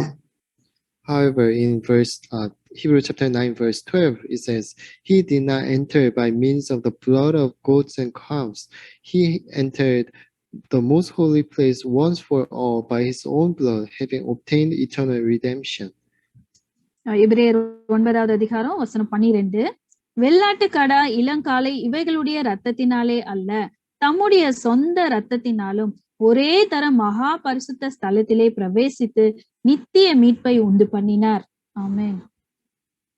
자, 그래서 예수님께서 이런 영원한 속죄를 해놓고 그래 로마서 8장 2절에 있는 그리스도 예수 안에 있는 생명, 영원히 사는 생명, 성령, 하나님의 법으로 우리를 죄에서 해방시켰다고 말씀하고 있습니다. So that is why in Rome chapter 8 verse 2 it says, because through Christ Jesus the law of the Spirit of life set me from the law of sin and death. ரோமர் 8வது அதிகாரம் 2வது வசனத்துல நம்ம பார்க்கிறோம், கிறிஸ்து இயேசுவினாலே நம்ம என்ன பண்ணிருக்கோம், நீதிமான்கள் ஆக்கப்பட்டிருக்கிறோம் சொல்லி நம்ம பார்க்கிறோம். 로마서 6장 23절에 보면 죄의 삭스로 사망이라고 말씀하고 있습니다. So if you take a look at Rome chapter 2 verse 23 it says, Rome chapter 6 verse 23 it says that the wage of the price for your sin is death. ரோமர் 6வது அதிகாரம் 23வது வசனத்திலே பாவத்தின் சம்பளம் மரணம் என்று சொல்லி நம்ம பார்க்கிறோம். 지금 로마서 8장 1에 죄와 사망에서 해방시켰다 그러면은 영생입니다. However, in Rome chapter 8 verse 2, you have been set free from the law of sin and death. It means that you have now obtained the eternal life. ரோமர் 8வது அதிகாரம் 2வது வசனத்திலே கிறிஸ்து இயேசுவினாலே ஜீவனுடைய ஆவியின் பிரமாணம் என்னை பாவம் மரணம் என்பவைகளின் பிரமாணத்தினின்று விடுதலையாக்கிற்றேன்னு சொல்லி பார்க்கிறோம். நம்ம அந்த மரணத்திலிருந்து நம்ம தப்பித்திருக்கிறோம். 예수님이 제사장으로 모든 과거 죄 문제를 해결하셨습니다. So Christ became a priest and he solved all our sins. இந்த கிறிஸ்து நமக்கு ஒரு ஆசாரியராக அவர் கடந்து வந்தாரு. நம்முடைய எல்லா பாவங்களையும் அவர் சுமந்து தீர்த்து விட்டார். 인간은 죄로 말미암아 마귀에 속은당해서 마귀자녀였습니다. And also mankind, because of sin, we have become children of Satan. மனிதர்கள் இந்த பாவத்திலே அடிமையா இருந்தபடினாலே பிசாசினுடைய பிள்ளைகளாக அவங்க இருந்தாங்க. 요한복음 8장 44절 마귀자녀로 우리는 태어났습니다. 원죄를 가지고. Because of original sin in in John chapter 8 verse 4, we now belong to our father, the devil. யோவான் 8வது அதிகாரம் 44வது வசனத்துல பார்க்கும் பொழுது பிசாசனுடைய பிள்ளைகளாக இருந்தோம் என்று சொல்லி பார்க்கிறோம். 근데 히브리서 2장 14절에서 15절을 보시겠습니다. Now take a look at Hebrew chapter 2 verse 14 and 15. எபிரேயர் 2வது அதிகாரம் வசனம் 14, 15. 자녀들은 혈과 육에 속하였으니 그도 또한 같은 모양으로 혈과 육을 함께 지니심은 죽음을 통하여 죽음의 세력을 잡은 자 마귀를 멸하시며. So in verse 14, since the children have flesh and blood, he too share in their humanity, so that by his death he might destroy him who holds the power of death, that is the devil. இங்க பார்க்கும் பொழுது ஆதலால் பிள்ளைகள் மாம்சத்தையும் இரத்தத்தையும் உடையவர்களாய் இருக்க அவரும் அவர்களைப் போல மாம்சத்தையும் இரத்தத்தையும் உடையவரானார். மரணத்துக்கு அதிகாரி ஆகிய பிசாசானவனை தமது மரணத்தினாலே அழிக்கும்படிக்கு. 마귀자녀로 태어난 우리는 죽음을 지옥 갈 수밖에 없는 그런 인간이라 그 말입니다. So we have been born as the child of devil, and we were bound to go to hell after life. நாம் பிசாசிற்கு அடிமைகளாகவும் அவனுடைய பிள்ளைகளாகவும் இருக்கும் பொழுது நாம் நரகத்துக்கு போக வேண்டிய பிள்ளைகளாய் இருந்தோம். 그런데 예수님이 혈과 육으로 우리와 똑같은 혈과 육을 가지고 이 땅에 오신 이유는 이 마귀를 멸하시기 위해서 오셨습니다. However, Jesus Christ came to this earth in flesh and blood so that he can destroy the work of devil. இயேசு கிறிஸ்து இந்த உலகத்துல ஒரு மாம்சமாகவும் இரத்தமாகவும் உடையவராக இந்த உலகத்துல வெளிப்பட்டபடினாலே பிசாசனுடைய எல்லா கிரியைகளையும் அவர் அழித்து விட்டார். 15절에 또 죽기를 무서함으로 한평생 매여 종으로 타는 모든 자들을 놓아주려 하시려고 이 땅에 혈과 육으로 오셨습니다. And also, he came to this earth in verse 15 in order to set us free from our sins. 15வது வசனத்துல அவர் இந்த உலகத்திற்கு எதற்காக கடந்து வந்தார் என்று சொல்லி நம்ம பார்க்கிறோம். நம்மளுடைய எல்லா பாவங்களிலிருந்து நம்ம விடுதலை ஆக்கும்படியாக அவர் கடந்து வந்தார். 자, 혈과 육의 문제를 해결하기 위하여 십자가에서 주시고 그분은 죽으시고 십자가에서 죽으시고 살아나셨습니다. 부활하셨습니다. In order to solve our problem of sins and death, he died and he resurrected. நம்மளுடைய பாவத்திற்காக, நம்மளுடைய சாபத்திற்காக நம்மை மீட்கும்படியாக அவர் இந்த உலகத்திற்கு கடந்து வந்து அவர் மரித்து உயிர்த்தெழுந்தார். 자, 요한일서 3장 8절에 그래서 우리는 마귀한테 해방받고 자유한 몸이 되었습니다. So in 1 John chapter 3 verse 8, we have been freed from Satan. 1 யோவான் 3வது அதிகாரம் 8வது வசனத்துல பார்க்கும் பொழுது சாத்தானுடைய சகல வல்லமையை அழிக்கும்படிக்கு அவர் வெளிப்பட்டார்னு சொல்லி பார்க்கிறோம். 자, 그래서 예수님은 선지자로 미래 문제 해결하셨고. So he became a prophet and he solved all our sins of future. அவர் ஒரு தீர்க்கதரிசியாக நம்முடைய எல்லா பாவங்களிலிருந்து நம்மை விடுவிக்கும்படியாக அவர் இந்த உலகத்திற்கு கடந்து வந்தார். 우리의 영원한 속죄를 이루사 과거 죄 문제 해결하셨고. And also he became eternal redemption and he solved all our sins in the past. ஒரு நித்திய மீட்பராக நம்முடைய எல்லா கடந்த கால பாவங்களிலிருந்து நம்மை விடுவிக்கும்படியாக அவர் இந்த உலகத்திற்கு கடந்து வந்தார். 죽음에서 부활하심으로 마귀한테 해방받아 영원하게 우리를 살 수 있는 그런 마귀에서 해방시키신 만왕의 왕 되신 그리스도이십니다. And also he resurrected from the death, and that is how he conquered the death and Satan. அவர் மரணத்தை ஜெயித்தவராக சாத்தானுடைய அந்த கிரியையிலிருந்து நம்மை விடுவிக்கும்படியாக மரணத்தை ஜெயித்தவராக இந்த உலகத்துக்கு வந்தார். 그래서 예수 그리스도를 통하여 미래 문제, 과거 문제, 현재 문제가 다 해결된 우리는 하나님의 자녀입니다. So through Jesus Christ, all our sins in the past, present, and future have been solved, and now we have become child of God.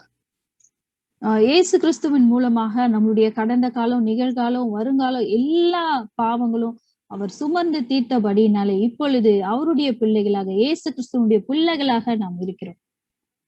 우리는 하나님의 은혜로 모든 문제를 해결받으신 하나님의 자녀라는 자부심과 자긍심을 가지시기 바랍니다. So you must have this assurance that you are and pride that you are now a child of God. இந்த அதிகாரம் உங்களுக்கு இருக்கணும். அது மாத்திரம் இல்ல, நீங்க தேவனுடைய பிள்ளைகளா இருக்கிறீங்க. 자, 그래서 이제 우리는 하나님 앞에 우대 확신으로 확실한 신앙생활을 해야 되겠습니다. So from now on, we must live our Christian life with 5 assurances. இந்த நாளிலிருந்து நம்முடைய வாழ்க்கையில, நம்முடைய கிறிஸ்தவ வாழ்க்கையில இந்த 5 அடையாளங்களை பெற்றவர்களாக நாம் வாழ வேண்டும். 요한일서 5장 11절에서 12절 구원의 확신 찾아보시기 바랍니다. Please take a look at 1 John chapter 5 verse 11 and 12. 1 யோவான் 5வது அதிகாரம் 11வது வசனம் 12வது வசனம். 5장 11절 12절입니다. தேவன் நமக்கு நித்திய ஜீவனை தந்திருக்கிறார். அந்த ஜீவன் அவருடைய குமாரனில் இருக்கிறது என்பதே அந்த சாட்சியாம். குமாரனை உடையவன் ஜீவனை உடையவன். தேவனுடைய குமாரன் இல்லாதவன் ஜீவன் இல்லாதவன். ஆமென். 자, 예수님이 우리에게 구원받았음을 증거를 주셨습니다. So this is the sure evidence that Jesus Christ gave to us of our salvation. நம்முடைய ரட்சிப்பிற்காக தேவன் இயேசு கிறிஸ்து நமக்காக கொடுத்த அடையாளமாய் இந்த வசனம் இருக்கிறது. 자, 또 증거는 이것이 하나님이 우리에게 영생을 주신 것과 생명이 그의 아들 안에 있는 그것이니라. So in verse 11, this is the testimony. God has given us eternal life, and this life is in His Son.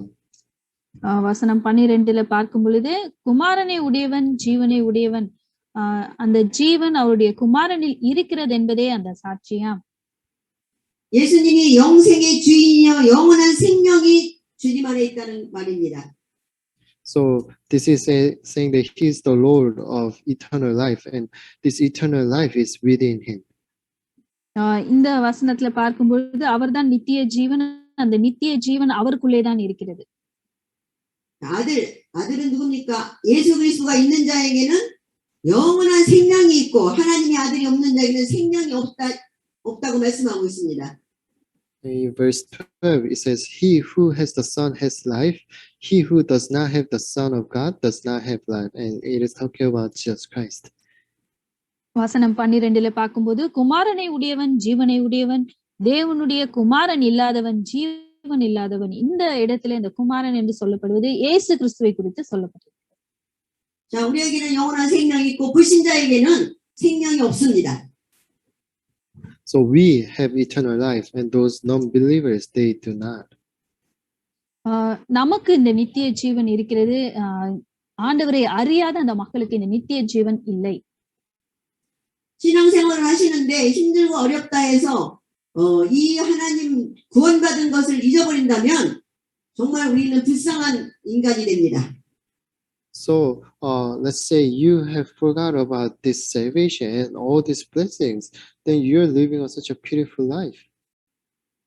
இந்த ரட்சிப்பினுடைய காரியத்தை நம்ம ஒரு நாளும் மறந்து போக கூடாது. அப்பொழுது இது மறக்காம நம்ம இந்த உறுதியை நம்முடைய வாழ்க்கையில பெற்றுக்கொண்டு வாழும் பொழுது கண்டிப்பாகவே இந்த நித்திய ஜீவனை நாம் பெற்றுக்கொள்வோம்.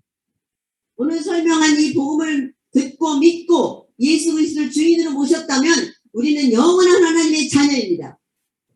However, if you really believe in today's message and pray after God, then you are now surely a child of God. இந்த செய்தியை உங்களுடைய இருதயத்துல நீங்கள் ஏற்றுக்கொண்டு இதை நீங்க விசுவாசிக்கும் பொழுது உண்மையாகவே நீங்க தேவனுடைய பிள்ளைகளாக இருப்பீங்க. 하나님의 자녀라는 정체성을 절대로 잃어버리지 마시기 바랍니다. So you should never forget that you are now a child of God. ஒரு காரியத்தை நம்ம எப்பொழுதுமே மறந்து போக கூடாது. நாம் தேவனுடைய பிள்ளைகளா இருக்கிறோம். 여러분에게 오는 환난과 핍박과 모든 일이 온다 해도 그것은 하나님의 계획이고 우리가 하나님의 능력으로 이겨내야 될 일입니다.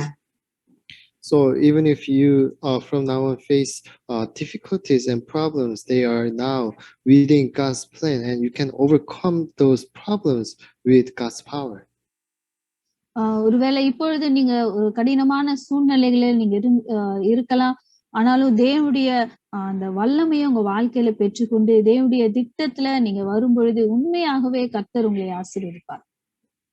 우리에게 영원한 생명을 주신 분이 우리의 기도를 확실하게 분명하게 응답하실 줄 믿습니다. And also, He is our the eternal life. He is the source of our eternal life, and He will answer to all our prayers. அவர்தான் நம்முடைய நித்திய ஜீவனுக்கு ஒரு வழியாக இருக்கிறார். அவர்தான் நம்முடைய எல்லா ஜெபங்களுக்கும் பதிலாக இருக்கிறார். 요한복음 16장 24절 너희가 지금까지는 구하지 아니하였으나 구하라 그리하면 이르리 너희 기쁨이 충만하리라. 주님께서 구원받은 자에게 응답을 주시겠다고 약속하고 있습니다. So John chapter 16 verse 24, it is Jesus' promise, and it says, "Until now you have not asked for anything in my name. Ask and you will receive, and your joy will be complete." யோவான் 16வது அதிகாரம் வசனம் 24 இப்படியாய் சொல்லப்பட்டிருக்கிறது. இதுவரைக்கும் என்னுடைய நாமத்தினாலே நீங்கள் ஒன்றும் கேட்கவில்லை, கேளுங்கள், அப்பொழுது உங்கள் சந்தோஷம் நிறைவாய் இருக்கும்படி எல்லாவற்றையும் பெற்றுக்கொள்வீர்கள் என்று ஆண்டவர் சொல்லியிருக்கிறார். 모든 삶 속에 여러분이 지난번 말씀드렸는데 정시기도 무시기도 뭐 여러 가지 계시기도 가르쳐준 대로 여러분이 기도를 하시면 여러분은 성령 인도 속에 성공자의 삶을 살 줄 믿습니다. So every day you should pray about this in your daily life, in your prayers, and you will receive all these blessings in your life. ஒவ்வொரு நாளும் உங்களுடைய வாழ்க்கையிலே நீங்க ஜெபிக்கும் பொழுது இந்த வசனங்களை எல்லாம் சொல்லி இதை அறிக்கையிட்டு நீங்க ஜெபிக்கும் பொழுது உங்களுடைய வாழ்க்கையில பெரிய ஆசீர்வாதங்களை நீங்க பெற்றுக்கொள்ள முடியும். 이제 잠언 3장 5절에서 6절 인도의 확신입니다. So now, number 3, assurance for guidance, and it is the wisdom, chapter 3, verse 5 to 6. Chapter 3, which Book of Which chapter? Proverbs, chapter 3, verse 5 to 6. நீதிமொழிகள் 3ஆம் அதிகாரம் வசனம் 5-6. இங்கே பார்க்கும் பொழுது அந்த ரட்சிப்பினுடைய அந்த உறுதியை குறித்து நம்ம பார்க்கிறோம். 너는 마음을 다하여 여호와를 신뢰하고 내 명철을 의지하지 말라. 예, 하나님은 전능하시기 때문에 우리의 머리를 쓰지 말고 하나님을 신뢰하고 그분께 기도하는 것입니다. So in verse 5 it says, trust in the Lord with all your heart and lean not on your own understanding. And so you should really trust our Almighty God. வசனம் 3, நீதிமொழிகள் 3ஆவது அதிகாரம் வசனம் 5-6 பார்க்கும்போது, உன் சுய புத்தியின் மேல் சாயாமல் உன் முழு இருதயத்தோடும் கர்த்தரில் நம்பிக்கையாரு, உன் வழிகளிலெல்லாம் அவரை நினைத்துக்கொள், அப்பொழுது அவர் உன் பாதைகளை செவ்வைப்படுத்துவார். 모든 여러분이 하시는 일에 범사에 예수님이 주인이 되어 주셔서 그분께 모든 걸 맡기시기 바랍니다. So everything that you do, you should put Jesus as the Lord in that, and you should let Him guide your way. நம்மளுடைய வாழ்க்கையிலே எல்லா காரியத்தையும் இயேசு கிறிஸ்துவனுடைய கரத்துல நம்ம ஒப்பு கொடுக்க வேண்டும். அவர் நம்முடைய வழிகளை நடத்துவார் என்று சொல்லி நாம் விசுவாசிக்க வேண்டும். அவர் நம்மை நடத்துகிறவராய் இருக்கிறார். 여러분이 기도하면서 행동은 인본주의를 쓰면서 여러분 생각대로 행하면 절대 기도 응답은 오지 않습니다. So if you do anything with your own thoughts and experience, then God's not going to really give blessing within that. நம்மளுடைய சுய புத்தியின் மேல நம்ம சாய்ந்து நம்முடைய இருதயத்துல நம்முடைய காரியங்களை செயல்படுத்துவோம் என்றால் தேவன் அந்த காரியத்துல அவர் இடைப்பட மாட்டார், அவர் நம்மை வழிநடத்த மாட்டார். 성령 인도를 받아 여러분이 성공자의 길을 갈 수가 있는데요. 그럼 성령 인도를 어떻게 알 것이냐가 문제입니다. So you can only succeed when you are guided by the Holy Spirit. But how can you really receive the guidance of the Holy Spirit? நம்முடைய வாழ்க்கையில பரிசுத்த ஆவியானுடைய வழி நடத்துதல் இருக்கும் பொழுது மட்டும்தான் நம்முடைய வாழ்க்கையில ஒரு வெற்றி உள்ள ஒரு வாழ்க்கையை நம்மால வாழ முடியும். ஆனா இந்த பரிசுத்த ஆவியானுடைய வழி நடத்துதலை எப்படி நம்ம பெற்றுக்கொள்ள முடியும்? 기도를 하시면서 말씀을 많이 알고 계시면 말씀으로 답을 주실 것이고 그렇지 않으면 하나님께서 깨달음을 주실 것입니다. So you can only be guided when you pray and worship God. Then God will answer you through that prayer and worship. நாம் தேவனை துதித்து ஆராதிக்கும் பொழுதும் தேவனை நோக்கி நாம் ஜெபிக்கும் பொழுதும் ஆவியானவர் நமக்குள்ளிருந்து கிரியை செய்வார், அவர் நம்மை வழி நடத்துவார். 성령님도 받기 위해서 여러분이 기도하는데 두 길이 있다고 합시다. So you should pray so that you can be guided by the Holy Spirit. So let's say there's two paths in front of you. நாம் ஜெபிக்கும் பொழுது ஆவியானவர் நமக்கு உதவி செய்வார், நம்மை வழி நடத்துவார். 한쪽 길은 내가 생각할 때 굉장히 유익하고 한쪽은 손해를 보는 두 길이 있다고 생각합시다. So let's say one path in your own thoughts, there's a lot of benefits within it, and another path, there's so much loss within that path. ரெண்டு வழிகள் நமக்கு இருக்கிறது. ஒரு வழிகள்ல பாத்தீங்கன்னா நிறைய இழப்பு அந்த வழிகள்ல இருக்கும். இன்னொரு வழியில பாத்தீங்கன்னா அந்த இடத்துல நன்மையான காரியங்கள், ஆசீர்வாதமான காரியங்கள் இருக்கும். 나에게 이익 되는 길은 어쩐지 가려는데 마음이 불편합니다. However, let's say the path that has so much benefits, you feel really uncomfortable. இந்த எல்லா நம்ம இந்த வழிகள்ல பெனிஃபிட்டான அந்த வழிகள் அந்த வழியில நம்ம பிரவேசிக்கும் பொழுது அது நமக்கு ஒரு சௌரியமா அந்த வழி இருக்காது. 한쪽 길은 손해를 볼 것 같은데 마음이 평안합니다. However, the path that seems to have a lot of loss in it, you find it really peaceful. கடினமான வழியில நீங்க பிரவேசிக்கும் பொழுது உங்க இருதயத்துல சமாதானத்தை நீங்க உணர்வீங்க. 평안한 길이 성령의 인도하는 길입니다. then you should really go to the path with a lot of laws. That is the guidance of the Holy Spirit. இந்த கடினமான வழியில நீங்க பிரவேசிக்கிற அந்த வழிதான் பரிசுத்த ஆவியானவர் உங்களை வழிநடத்தி கொண்டு வருகிற வழியா இருக்கிறது. 예수님은 우리 모든 일을 합력하여 선을 이루는 분이시기 때문입니다. That is because Jesus will make all our path as a blessing. நம்மளுடைய வழிகளை இயேசு கிறிஸ்து அந்த கடினமான சூழ்நிலைகள்ல இயேசு கிறிஸ்து உங்களுக்கு அதை ஆசீர்வாதமாக மாற்றி கொடுப்பார். 여러분이 어떤 기도 제목을 가지고 기도를 지금 한다고 합시다. Let's say you have this prayer topic that you are praying right now. நீங்க ஜெபிக்கும் பொழுது இந்த பிரேயரை சொல்லி இந்த ஜெபத்தை சொல்லி நீங்க ஜெபிங்க. 기도 제목이 잘못됐다면 기도하는 중에 기도 제목을 바꿔주실 것이고요. So if the prayer topic is incorrect, then God's gonna correct that prayer topic. ஒருவேளை நீங்க ஜெபிக்கிற அந்த டாபிக் சரியாக இல்லாம இருக்கலாம், ஆனா இயேசு கிறிஸ்து அது உங்களுக்கு சரியானதாய் மாற்றி கொடுப்பார். 기도하는 자에게 성령께서 바른 길로 인도하실 것을 확신합니다. And as you are praying, holding on to that, God's gonna guide you into a correct path. நீங்க அவரிடத்துல ஜெபிக்கும் பொழுது இந்த காரியத்தை உறுதியா நீங்க பிடித்து கொள்ளும் பொழுது உண்மையாகவே தேவன் உங்களை வழி நடத்துவார். 요한일서 네 번째 요한일서 1장 9절 사제의 확신입니다. So number 4, 1 John chapter 1 verse 9 with assurance for forgiveness. இது நமக்கு பாவ மன்னிப்பு என்ற உறுதி நமக்கு இருக்கிறது. 1 யோவான் 1வது அதிகாரம் 9வது வசனம். 우리 원죄는 예수님을 영접함으로 그 죄가 다 없어졌지만 우리는 살아가면서 잡음죄를 계속 질 수밖에 없습니다. So when you believed in Jesus Christ, your original sins have been solved. However, as you live on, you still commit more sins. நீங்க இயேசு கிறிஸ்துவை விசுவாசிக்கும் பொழுது உங்களுடைய எல்லா பாவங்களும் மன்னிக்கப்படுகிறது. 죄진 것을 계속 쌓아두면 사단의 통로가 열립니다. So if you continuously commit sins, then that's gonna be the path for the Satan to attack. நீங்க தொடர்ந்து அந்த பாவ வழிகளிலேயே நீங்க இருப்பீங்கன்னா, உங்க வாழ்க்கையில தொடர்ந்து பாவம் செய்து கொண்டே இருப்பீங்கன்னா, நீங்க சாத்தானுடைய வழிகள்ல இருக்கிறீங்கன்னு அர்த்தம்.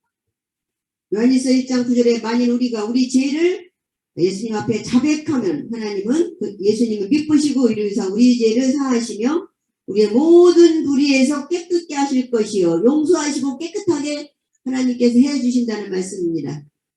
However, in 1 John chapter 1 verse 9, it says, if we confess our sins, he is faithful and just and will give us our sins and purify us from all righteousness.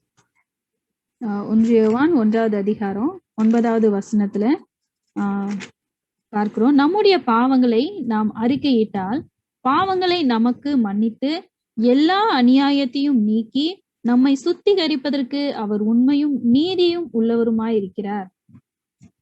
죄밭에는 성령이 역사하지 않기 때문에 죄는 그때그때 하나님한테 회개해서 깨끗한 마음으로 주님께 기도해야 기도 응답이 옵니다. So you should really confess your sins and pray to God whenever you sin, so that you can really get forgiveness from God. நம்முடைய வாழ்க்கையிலே நாம் பாவம் செய்யும் பொழுது அந்த பாவத்தை நாம் தேவனிடத்திலே அறிக்கையிடும் பொழுது, அறிக்கையிட்டு ஜெபிக்கும் பொழுது தேவன் நம்மை மன்னிக்கிறார். 자, 다섯 번째 고린도전서 10장 13절 승리의 확신입니다. So number 5, 1 Corinthians chapter 10 verse 13, it is assurance for victory. 1 கொரிந்தியர் 10வது அதிகாரம் 13வது வசனம். இது ஜெயத்தினுடைய உறுதி. 사람이 감당할 시험 받기는 너희가 당한 것이 없나니 오직 하나님은 미쁘사 하나님께서 너희가 감당하지 못할 시험 당함을 허락지 아니하시고 시험 당할 쯤에 또한 피할 길을 내사 너희로 등이 감당하게 하시느니라. So in verse 13 it says, "No temptation has seized you except what is common to man, and God is faithful. He will not let you be tempted beyond what you can bear. But when you are tempted, He will also provide a way out so that you can stand up under it." First Corinthians chapter 10 verse 13. Yes, 1 Corinthians chapter 10 verse 13. மனுஷருக்கு நேரிடுகிற சோதனையே அல்லாமல் வேறே சோதனை உங்களுக்கு நேரிடவில்லை. தேவன் உண்மையுள்ளவராய் இருக்கிறார்.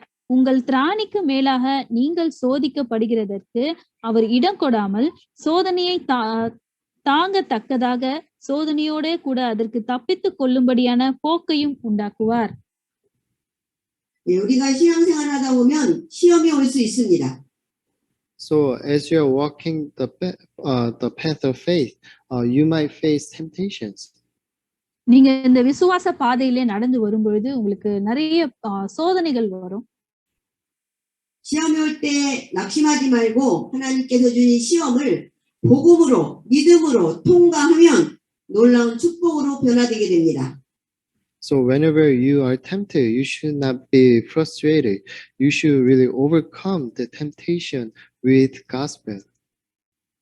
உங்களுக்கு சோதனை வரும் பொழுது அந்த சோதனை நிமித்தமாக நீங்க உடைந்து போகாதபடிக்கு நீங்க வேதனைப்படாதபடிக்கு அதுல இருந்து எப்படி வெளியே வர்றது என்று சொல்லி நீங்க முயற்சிக்கணும். தேவனுடைய வார்த்தையை கொண்டு தேவனுடைய விசுவாசத்தை கொண்டு நீங்க அந்த காரியத்துல இருந்து வெளியே வரணும். 시험을 믿음으로 잘 감당하고 통과하면 큰 축복의 사람으로 변화될 것입니다. So if you can really pass the temptation with faith, then you're going to receive so much grace of blessing from God. அந்த சோதனையில இருந்து நீங்க வெளியே வரும் பொழுது நீங்க தேவனை விசுவாசிக்கும் பொழுது உண்மையாகவே தேவனிடத்திலிருந்து நிறைய கிருபைகளை பெற்றுக்கொள்வீங்க. 도저히 이 시험을 감당하지 못하면 하나님께 피할 길을 달라고 기도하시면 하나님께서 또한 피할 길을 주셔서 우리의 시험을 통과하게 만드십니다. So if it is a temptation beyond what you can bear, you should pray so that He can provide a way out. உங்களுக்கு பின்னாடி இருக்கிற அந்த சோதனையில இருந்து நீங்க வெளியே வரணும்னா நீங்க அதிகமா ஜெபிக்கணும். நீங்க ஜெபிக்கும் பொழுது அவர் உங்களுக்கு வழிகளை உண்டு பண்ணுவார். 우리는 천국 갈 때까지 세상의 시험과 환난과 핍박과 모든 것을 감당한 사람으로 큰 그릇으로 우리는 성화되어야 하나님의 축복을 많은 축복을 받을 줄 믿습니다. So before you go to heaven, there's going to be so many temptation and persecution and sufferings. If you can bear all those out, then you're going to obtain this great vessel that God can use. நீங்க இந்த பரலோகத்துக்கு செல்வதற்கு முன்னாடி நிறைய பிரச்சனைகளோ நிறைய சோதனைகளோ உங்களுடைய வாழ்க்கையில நீங்க சந்திக்க வேண்டியதாக இருக்கும். ஆனா இதெல்லாம் நீங்க சந்தித்து நீங்க ஜெயிக்கும் பொழுது உண்மையாக தேவனிடத்துல ஒரு பெரிய காரியத்தை நீங்க பெற்றுக்கொள்வீங்க. 우리는 전능하신 하나님이 나와 영원히 함께 하시기 때문에 나의 힘이 아닌 하나님의 능력으로 예수 그리스도의 능력으로 세상 모든 것들을 시험을 통과하고 모든 삶을 주여 하나님께 맡기고 기도할 때에 우리는 하나님이 원하는 자로 합한 자로 쓰임 받을 줄 믿습니다. So because our Almighty God is with us, if you pray in His name, He will give us power, and with that power you can overcome any temptation and persecution that you might face. நம்முடைய பிதாவாகிய தேவன் நம்மோடு கூட இருக்கிறபடினாலே நம்முடைய வாழ்க்கையில எப்படிப்பட்ட சோதனைகள் எப்படிப்பட்ட பிரச்சனைகள் வந்தாலும் அவரிடத்திலே ஜெபித்து அதை நாம் மேற்கொள்ளும் பொழுது உண்மையாகவே தேவன் நமக்கு அவருடைய கிருபைகளை கொடுக்கிறவராக இருப்பார். 우리 사모님들은 평신도가 아니고 많은 영혼을 살려야 될 전도 제자가 돼야 되기 때문에 큰 그릇이 되어서 모든 자를 수용하고 용납하며 어떤 시험에서도 통과해야 하나님이 쓰시는 그리스도의 제자가 될 줄 믿습니다. So all you the pastors' wives, you shouldn't just become just Christian. You should become evangelism disciple. So in order to save those people out there, you should have this big vessel. So in your life, you might face persecution and temptation, but you should overcome them with the power from God. நீங்கள் எல்லாரும் ஒரு போதகருடைய மனைவிகளா இருக்கிறீங்க, ஒரு ஊழியக்காரரா நீங்க இருக்கிறீங்க. உங்களுடைய வாழ்க்கையில நீங்க தேவனுக்காக விசேஷித்த காரியங்களை செய்கிறவர்களாக இருக்க வேண்டும். அவருக்காக சுவிசேஷத்தை அறிவிக்கணும். ஒரு சீஷராக நீங்க இருக்கணும். இப்படி அவருடைய ஊழியத்தை நீங்க செய்யும் பொழுது உங்களுடைய வாழ்க்கையில அநேக சோதனைகளும் அநேக பிரச்சனைகள், ப்ராசிக்யூஷன் இப்படிப்பட்ட காரியங்கள்லாம் சந்திக்க நேரிடும். ஆனாலும் நீங்க சோர்ந்து போகாதபடிக்கு நீங்க இந்த காரியங்கள் எல்லாம் நீங்க செய்யும் பொழுது உண்மையாகவே இதனுடைய பலாபலனை நீங்க பெற்றுக்கொள்ள முடியும். 제가 전도하다가 복음을 증거하는데 어떤 여자분한테 하는데 옆에 있는 남자분이 막 소리를 막 버럭버럭 지르면서 복음을 전하지 못하게 하는 그런 때가 있었습니다. So one time I was evangelizing to this one lady. However, there was this one guy next to her, and he was screaming, saying that we shouldn't proclaim this gospel to her. ஒரு முறை ஒரு சகோதரிக்கு சுவிசேஷத்தை நான் அறிவித்துக் கொண்டிருக்கும் பொழுது அவங்களுக்கு பக்கத்துல உட்கார்ந்து கொண்டிருந்த இன்னொரு நபர் அந்த செய்தியை கேட்டு அவர் யோசித்துக் கொண்டிருந்தார். 눈물이 나오려고 하는 걸 참고 복음을 증거하다가 그냥 집으로 돌아왔습니다. So I was almost up to cry because I wasn't able to really convey this gospel to her. So I had no choice but to leave them. எனக்கு உண்மையாகவே என் கண்கள்லாம் கலங்கி எனக்கு தண்ணீர் வந்து விட்டுச்சு. இந்த சுவிசேஷத்தை எப்படியாவது அவங்களுக்கு சொல்லிடணும்னு சொல்லி நான் ரொம்ப வாஞ்சியா இருந்தேன். 근데 집에 돌아와서 저녁에 우리 목사님에게 내가 현장에서 있었던 일을 말하면서 말했습니다. So I came back home, and as I was having dinner, I talked to the pastor about this event. நான் வீட்டுக்கு கடந்து வந்து என்னுடைய டின்னரை எல்லாம் நான் முடித்ததுக்கு பிறகு என்னுடைய போதகரை சந்தித்து இந்த காரியத்தை நான் அவரோடு கூட பேசினேன். 그 말을 하면서 나도 모르게 눈물이 쏟아져서 울었습니다. So as I was saying to him, I almost cried out. அவரிடத்துல நான் சொல்ல ஆரம்பிக்கும் பொழுதே நான் அழுது விட்டேன். 근데 그 다음 주에 강단 말씀이 나에게 위로를 주셨습니다. However, the pulpit message of the following week that gave me so much power. அந்த வாரத்துல தேவனுடைய செய்தியை அறிவிப்பதற்கு எனக்கு நிறைய பலன் இருந்துச்சு. 마태복음 5장 11절에서 12절 보면 나로 말미암아 너희를 욕하고 박해하고 거짓으로 너희를 거슬러 모든 악한 말을 할 때에는 너희가 복이 있나니 기뻐하고 즐거워하라. 하늘에서 너희의 상이 큼이라.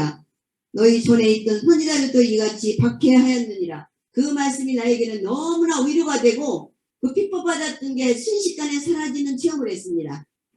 So in Matthew chapter 5 verse 11 and 12 it says, blessed are you when people insult you, persecute, and falsely say all kinds of evil against you because of me. Rejoice and be glad, because great is your reward in heaven. For in the same way they persecuted the prophets who were before you. So I received so much comfort from this message. மத்தேயு 5வது அதிகாரம் 11வது வசனத்துல, என் நிமித்தம் உங்களை நிந்தித்து துன்பப்படுத்தி பலவித தீமையான மொழிகளையும் உங்கள் பேரில் பொய்யாய் சொல்லுவார்கள். பாக்கியவான்களாய் இருப்பீர்கள். சந்தோஷப்பட்டு களி கூறுங்கள். பரலோகத்திலே உங்கள் பலன் மிகுதியாய் இருக்கும். ஆமென். 지금은 그런 핍박 정도는 능히 감당할 수 있고, 그 핍박은 나의 상급이므로 난 기뻐하며 현장 사역을 지금도 지속하고 있습니다. So now, because of this message, I can overcome any persecution that are in front of me, and I am just preaching this gospel, looking forward to this reward that's waiting in heaven. இவங்க வந்து சுவிசேஷம் சொல்லும் பொழுது நிறைய பேர் வந்து இவங்களை கஷ்டப்படுத்தி இருக்காங்களா, இவங்களை வேதனைப்படுத்தி இருக்கிறாங்களா. ஆனாலும் இந்த வசனத்தின் அடிப்படையில இந்த வசனத்தை படிக்கும் பொழுதெல்லாம் அவங்களுக்கு அது ஒரு ஆறுதலை கொடுக்குமா. யாரெல்லாம் அவங்களை துன்பப்படுத்தினாலும் பரவாயில்ல, ஆனாலும் அவங்க அந்த சுவிசேஷத்தை சொல்றதை வந்து அவங்க நிறுத்தவே இல்லை.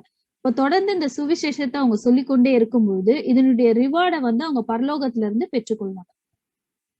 오늘 또 오전에 집에 온 정수기 점검하는 여자분을 복음을 전가하고 영접시키고 주일에 오기로 약속했습니다.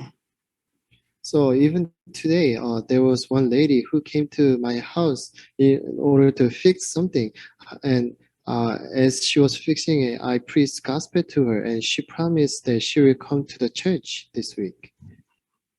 இந்த நாள்ல கூட எங்களுடைய வீட்டுக்கு ஒரு சகோதரி கடந்து வந்தாங்க, ஒரு வேலை செய்யும்படியாக கடந்து வந்தாங்க. அவங்களிடத்துல கூட இந்த சுவிசேஷத்தை நான் பகிர்ந்து கொண்டேன். இந்த சுவிசேஷத்தை கேட்ட பிறகு அவங்க என்னிடத்துல சொன்னாங்க, நான் சபைக்கு கண்டிப்பா வரேன் அப்படின்னு சொல்லி அவங்க சொன்னாங்க. 우리는 이제 남은 인생을 전도자의 삶을 살기를 하나님은 원하시고 우리는 그 일을 위해서 달려가야 되겠습니다. So you and I, we should live the rest of our life as an evangelism disciple, the way that God wants. நம்மளுடைய வாழ்க்கையில கூட இந்த மீதியான வாழ்க்கையில ஒரு சுவிசேஷகராக தேவனுடைய சீஷர்களாக நம்ம வாழணும்னு சொல்லி தேவன் வந்து வாஞ்சிக்கிறார். 네, 기도합니다. Let us pray. நாம் ஜெபிக்கலாம். 하나님 아버지, 오늘 또 복음의 말씀을 듣게 하신 하나님께 영광을 돌립니다. Dear God, I give all the glory to you for allowing us to listen to this gospel message. அன்பின் தேவனே, எல்லா மகிமையும் உமக்கு மாத்திரம் செலுத்துகிறேன். இந்த நாளிலே கூட உம்முடைய சுவிசேஷ செய்தியை அறிவிப்பதற்கு நீர் உதவி செய்தீரே, உமக்கு நன்றி. 우리를 하나님의 자녀 삼으시고 하나님의 능력을 주신 하나님, 그 예수 그리스도의 권세로 주여 세상을 이기고 자신을 이기고 사탄을 이기고 승리하는 삶이 되게 인도하여 주옵소서. As a child of God, please give us this power of Jesus Christ so that we can overcome the world, Satan, and ourselves. உம்முடைய பிள்ளைகளா இருக்கிறோம். உம்முடைய வல்லமையை எங்களுக்கு நீங்க கொடுங்க. அப்பொழுது சாத்தானுடைய சகல வல்லமைகளை ஜெயிப்பதற்கு எங்களுக்கு உதவியா இருக்கும். 우리의 입술을 통하여 복음이 증거되게 하시고 많은 영혼들을 하나님 앞으로 인도할 수 있도록 성령 충만함을 허락하여 주옵소서. Please fill us with the Holy Spirit so that we can really preach this gospel to those people out there, so that we can bring many souls to you. உம்முடைய வல்லமைகளை எங்களுக்கு நீங்க கொடுங்க. அப்பொழுது உம்முடைய சுவிசேஷத்தை அநேகருக்கு அறிவித்து அநேக ஆத்துமாக்களை உமக்காக நாங்கள் சுதந்தரிப்போம். 예수 그리스도의 이름으로 기도합니다. 아멘. I pray all this in the name of Jesus Christ. Amen. இயேசு கிறிஸ்துவின் நாமத்தினாலே நாங்கள் ஜெபிக்கிறோம். ஆமென்.